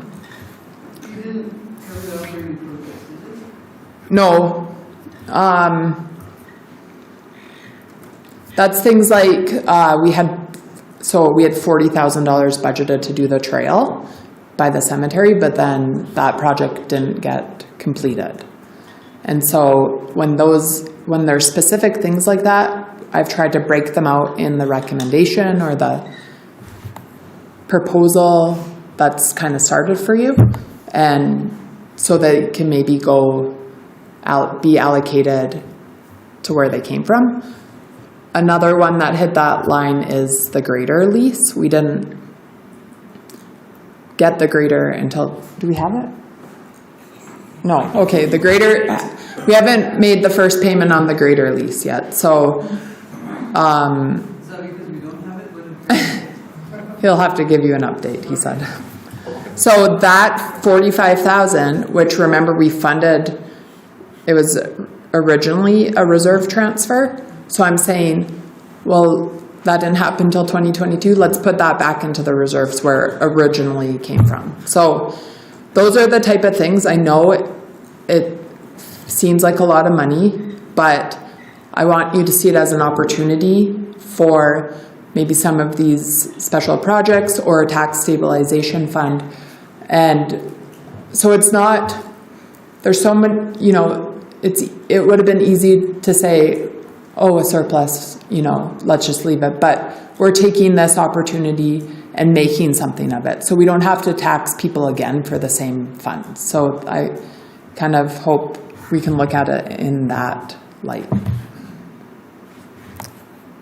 So does that answer your question, Councillor Windsor, about where it came from, or do you want more detail on departmental? I think I'm okay with that. And anyone else too, feel free to provide your input. I see the grader, so. Oh, And by my voice, articulated grader. It's not our. Deputy Mayor, It's not anyone has a yours. question? So we know. So my comment at the beginning of the meeting, I'd like to inject now okay. and redact it from the beginning of the meeting where the mayor said I couldn't say it. So I'd like to place that in now. No, it wasn't getting late.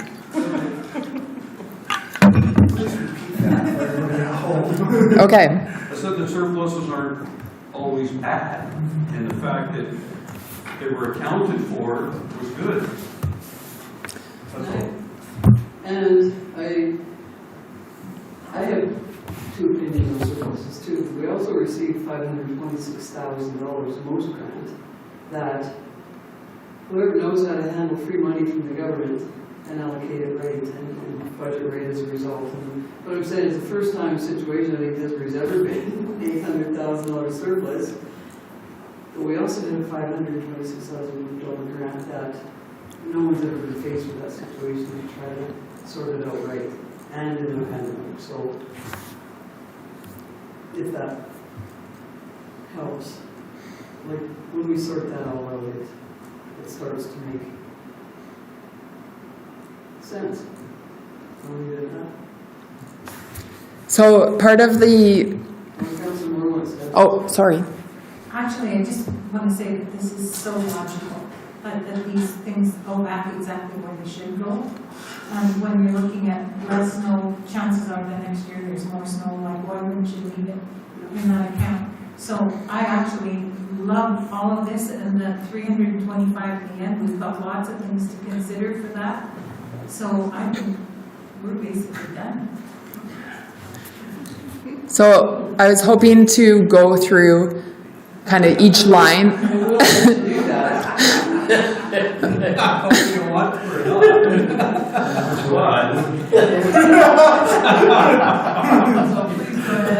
I know time is up. It's 4:31. It is, but I don't know what part of this council, like I think we should finish this meeting, it's instead of defer over to Yeah. after. We're overtime. It won't take long. Okay. Expect this half an hour, everybody just always schedule a half an hour at the end of the meeting.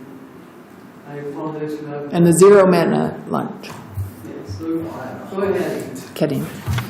Okay, so my idea was that we could just kind of go through each one that I've proposed and get a yay or nay.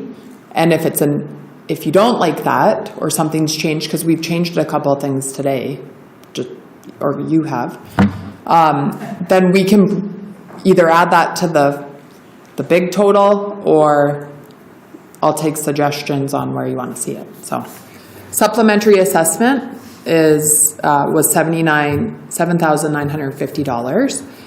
in this rendition, I'm saying it could go into the general reserve, but if you're interested in a tax stabilization fund, that's probably the better place for something like that. Because the general reserve is just so broad, whereas tax stabilization would be brought in to offset increasing taxes. I support sustainability fund. Just to get them started. Okay. Yeah. Over here. Okay. The Senate this was unbudgeted revenues, keep in mind. So the Senate election grant we received because at the municipal election, we were responsible for also having the Senate vote. And so while there was a little bit extra costs associated with the election, I think because we have the surplus and it was unbudgeted revenue, that it's an opportunity to say, why don't we plan for the next election, so it's not a spike that year, and put it into an election reserve fund and put a little bit of money in each year.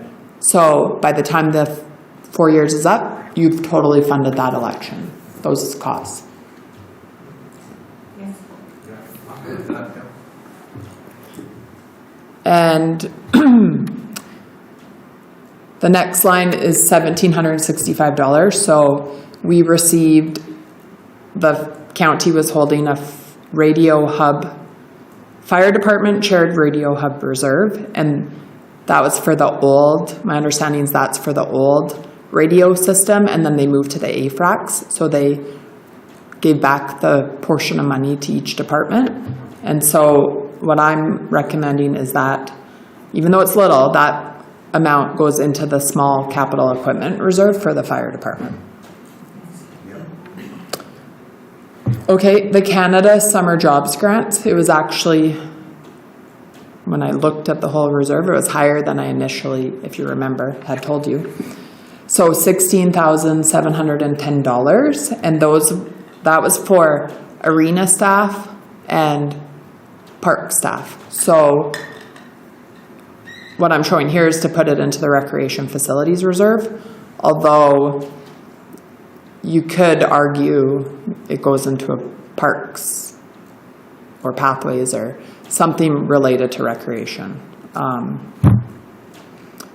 I just thought with the emphasis on the outline plan that it could go to the rec facilities reserve. And then the parking lot rental income, that was where the film company rented the parking lot. Often if you went to the complex, it was full of big trailers and trucks. And so that was $4,750, and same thing, the idea would be we could pull some of this out when we're looking at the parking lot project in 2023. So that would go to the recreation facilities reserve as well. Unless, was there any? Well, I just think that a thought on that, and I don't have a lot of yeses, but for economic development, there's, I think you can bring back about that other money on Tuesday that Matt promised us. That'll be a conversation, but the, because it was film industry, do we want to continue the film industry thread on into economic development? Like, as much as I like the urban plan, gets more money filtered into it, our economic development department is looking for money too. And if any filming money, just a consideration to put it into that because it's filming and that's just a consideration. Really likes the line plan and recreation facilities, it's fine, of course. But does anyone want to discuss that? What you suggested. Parking lot. Parking lot. Okay. So leave it as the rec facilities. Is there any interest in creating a new fund that's specific to the outline plan? Or, no, okay. I would like, just on this, I think there's something missing on here too. And I know it's mentioned earlier, but what I understand is that cell tower is unbudgeted revenue. So just to capture it right, I know that the recommendation is to go to direct facilities reserve, but should it be captured on here because it was unbudgeted revenue? Or did Oh, we didn't receive income in 2021 for that. The first year was 20, So we'll talk about that another time. the first year was This 22. is the surplus. I'm Yeah, no, that's okay. just, see, I'm like, It's okay. alert and ready to go, so, thanks for that. Okay, next page. Okay, so the first one, I probably don't even need to speak to, but the policy, the community grant policy says 10% of the reserve up to a maximum of 30,000, and that would be for the council community grant program reserve. So I'm wondering, Go ahead. thank you, Mayor Hunter. I'm wondering if we need to bolster that a little bit on this one-time thing, because we assigned two allocations to that for some of the projects here in the past. So I'm wondering if we should be looking at possibly bolstering that a little bit. 5,000, just to accommodate. Just to cover those two, we've got the old 50 Club for 4,000, and we've got the Historical Society for 4,000. And that's been earmarked for coming out of that community grant fund. So I guess my question is, do we want to bolster that, to take care of that, and still have 30,000 available to members of the community groups in the community? And I would be in favor of that. So to up that by $8,000, that would be my thought.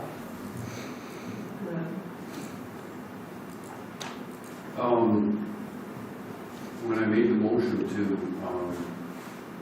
fund the 50 Club out of the community grant, I was using it as the community grant, like part of our community grant.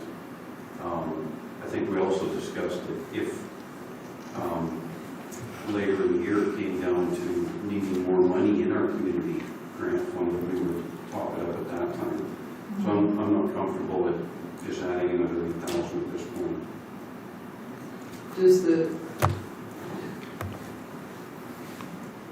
Because we're allocating the surplus, and then we would just have to do another motion to move money in our reserves then to do that. So what reserve? So if we put that in the reserve, we have no money to top up with 8,000 because we're allocating the reserves right now. So I'm just asking, I don't disagree, but I'm just asking where would we find that 8,000 then? It would be really difficult After, this is you all mean? allocated. Am I right in thinking that? Mm-hmm. Yeah. Yes. So it has to be done now or just not at all, which either way is, So you could say, do the 30,000 and really you only have 22,000 for the rest of the groups? Or what Councillor Windsor is suggesting is do 38,000 now and the rest of the groups still have 30. So again, the problem I have with that is our policy says 30,000 for community grants and maximum, and we're going to 38. I know that's a special one-off.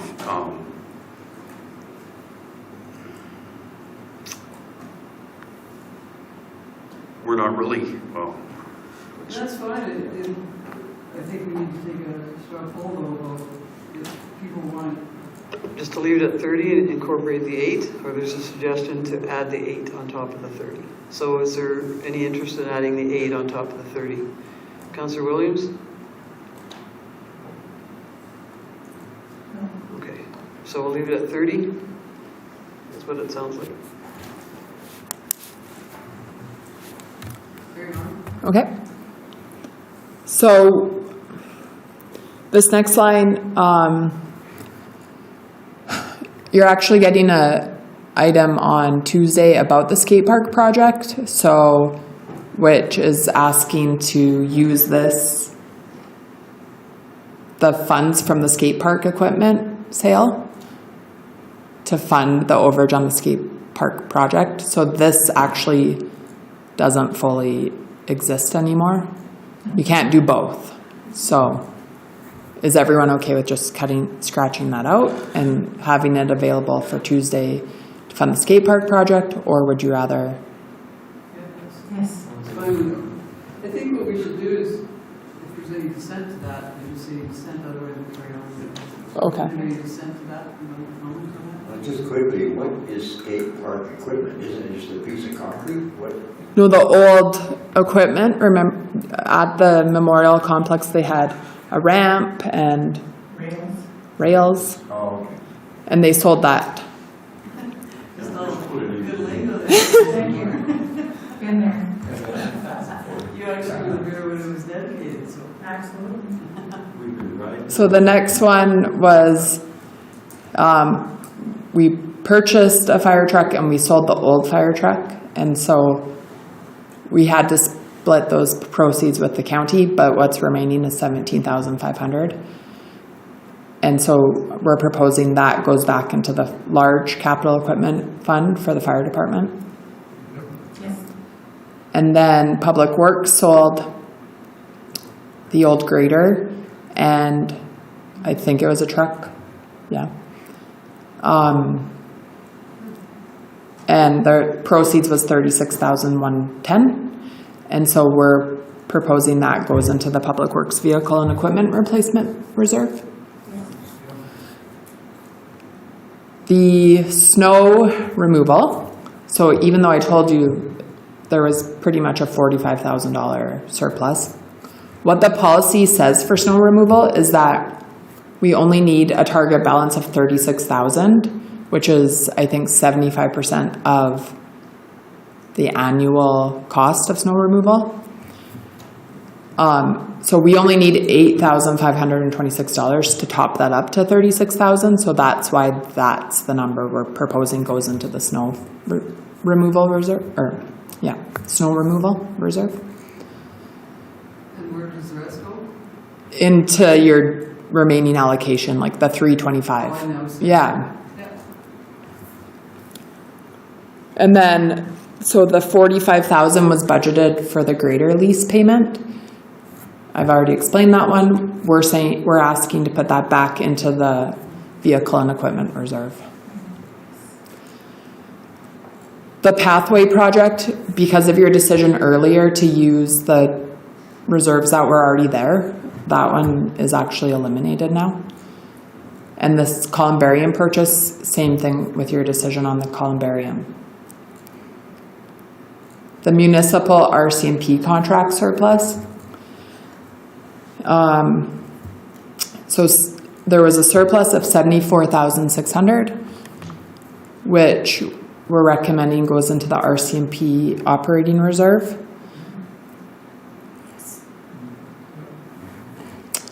And then the unspent contingency, it wasn't allocated to anything specifically, so that's one where we're suggesting comes into the sustainability fund, essentially, and then brought in, it's proposed in the budget to offset the contingency from 2022.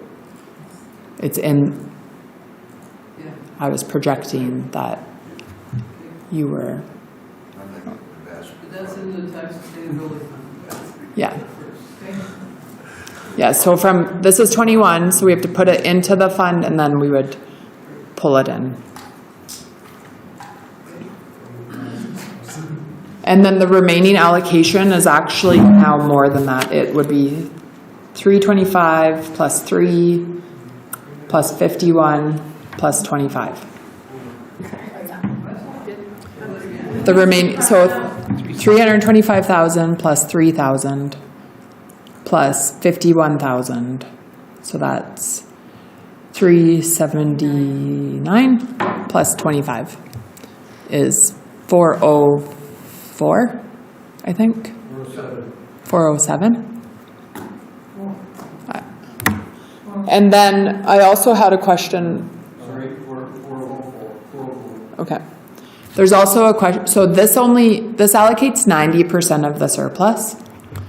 Council can allocate whatever percent of the surplus you see fit. You can allocate 100,000 or 100% of it. So the full 790,000 basically, I think it is. Can't remember. I'm looking at Nicole. Do you know? Because I'm a holder of all the surplus. Well, we keep it in her bank account. Yeah, it was 789,114. So should you, I guess the question is, do you want to allocate all of it? Otherwise, it kind of ends up in that unrestricted surplus. Which, I think, If ever we needed an unrestricted surplus, it's going to be this coming year. There's so many things that could go sideways, and I think that we would be wise not to hem ourselves in so much that we can't react when we have to. what could go sideways? Well, for one thing, I bought gas for $1.37.9. It's $1.55. I saved 18 cents a gallon, like just in a liter in a week. That's the kind of things I'm talking about. We don't have to do that today. No, But the suggestion for that unrestricted and to stay at 9%. I know we've talked about other ideas. I think maybe everybody should just take that home and then about, we want to suggest for unrestricted council. 75%. But like for the 10% that she already has allocated. 10% so that would leave the 404,000 to be allocated. Right. And so if we're going to kind of take that away and discuss it at a later date, think about either whether you want to see it go to a specific project. Like, for example, you have potentially a library capital project coming up or another capital project, that you could start funding with things like this. Or you might want to put a portion of it into this special operating project reserve for those things like the community housing assessment or community housing yeah. But if we put it in, thank you, Mayor Hunter. If we put it into just a general surplus reserve, then we can draw on that to pay for any of those things. Yes. And so it gives us a lot of flexibility, a lot of latitude Yes. down the road to do what needs to be done at that point in time. We need that. Yeah, so essentially, if you want it all to go into the tax stabilization reserve, that's the same thing as it's just not for a specific project. So you couldn't then say, oh, part of that was for the library. So. But I really think, this library's been on the books for A long time, and a reserve should be started for it. It shows intent, it shows commitment, it shows that we have to have a plan B if we don't get that grant. And so if we start this fund for capital, I think it's something to think about, and it shows that we are committed to we have to pay for it somehow. If we don't get the grant, we have to pay more. If we get the grant, we still have to pay $600,000 plus. So I'd just like to suggest that for consideration. We have to make the decision tonight, but the library, the TSF, the special operating projects, those are all good, and the reserve, general reserve. Just to think about those. Oh, you're not going to let us ask questions? That was next. My computer froze, Okay. I think. All right, anything else? Because you're plugging the library, I'm going to plug the East Reservoir. We've got a problem here with our water supply on the east side of the railway tracks. And at least if we put it into just general reserve, if it comes to pass that we actually acquire the land and actually get design going, it may be that we could use that to perpetuate that along. So again, I'm going to say I really think the latitude is important at this point to keep that so that we have our options wide open.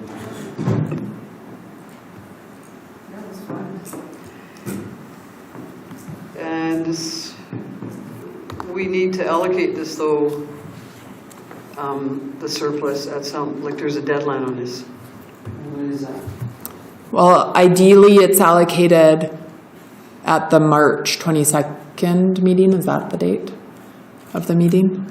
Because I need to put it in the year-end financial statements that I'm hoping then would come to you the April 12th meeting.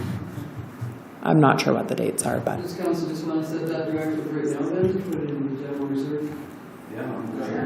Yes. And just identify that and then we get that, or we get it. well, does this count as the motion for the reserve? No, what I'd recommend We'll bring it is that back. you give Oh. direction for how you want it brought back to March 22nd. Yeah. Because No, that's better done that. Okay. Yeah, we were making a motion. Oh, okay. Just agree on that, and it can be brought back to council. We just know what we're gonna do. Leave that for. The way it'll be brought back. It might be quicker now. Yeah, so now on the 22nd, it'll just be a. Right. Slam dunk.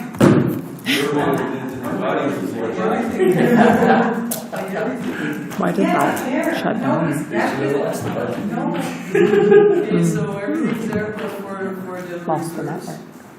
and that will come back on the 22nd. Like the drive. So is that a wrap? That was an excellent day. Yes, it It really was an excellent day. All in favor? Excellent day. You They should. guys should do your own motion. Motion to adjourn?